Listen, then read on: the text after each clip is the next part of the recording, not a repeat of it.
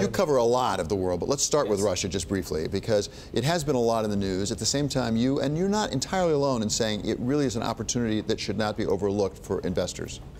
I think, as you know, in emerging markets, people go from extreme optimism to pessimism. And if you look at Russia, if you're sitting at 2007, it was one of the more expensive market, mid-teen multiples. Oil was $100 plus, in fact, $120 plus. And today, if you assume oil at $50, $55, you know, without necessarily oil being high, it's still one of the cheapest markets. I mean, corporate profits this year in Russia would be close to $70 billion, with the market cap around, you know, $650 billion, give and take. So for that, you're getting paid a lot, and I think as the economy turns in Russia, you're getting paid a lot of dividends. So the good news is you don't have to wait for corporate earnings growth per se, but dividend itself would be nice. So talk about the growth in Russia, because they have obviously had some rough patches there with the recession. They came out of it and they started growth. We'll put a bar chart up here. But one of the things it illustrates is, while it was growing more robustly, it's come off some. Even yesterday we got some numbers out of Russia that says GDP growth is trailing off a little bit. Are you concerned? You can see it right here. You can see it was up quite nicely and it's come down after being in a recession back in December 2015. Are you concerned about the growth pace in Russia? Well, first of all, GDP is not a good indicator for equity returns. In fact, if you take a long-term history, it's actually slightly negatively correlated. So I think, if you look at China, for example, last 20 years, what has been the return of MSCI China? 3%. Russia, around 8%. So it's not the best indicator. The question is where the corporate profits are, and can you know, what you're paying for that. And from that perspective, despite a lot of bad news, and actually because of the bad news, there's been a lot of corporate restructuring, and hence the profit growth is strong, but the valuations haven't caught up. How open are investors to the message that politics doesn't matter? Well, I wouldn't say politics doesn't matter, but the question is how much is already priced in. With oil at $40, sanctions, right? And in general, bad news, any way you look at it. Yeah.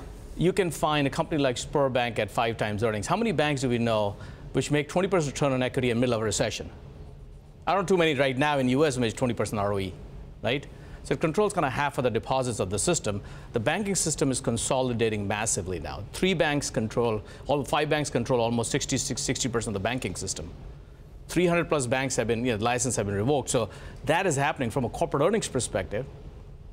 You're getting paid a lot, and plus you're getting 5% plus dividend in a lot of these names.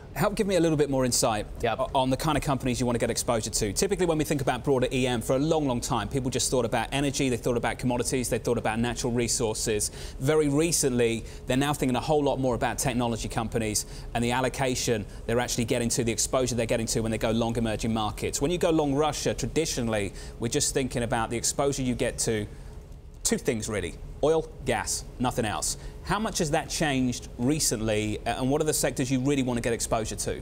Changed a lot. So if you look at Russia, for example, today, our big exposure is financials and technology. So it's kind of interesting, which is not much different from a lot of other markets. If you look at US, what are the 2 big sectors from a return perspective? Exactly the same. It's exactly the same. So I think the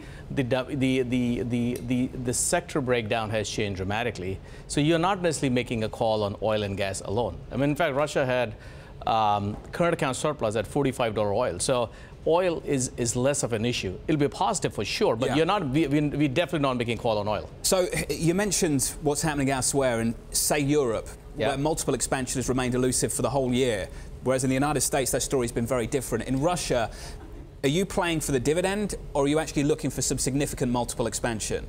I think you'll get both.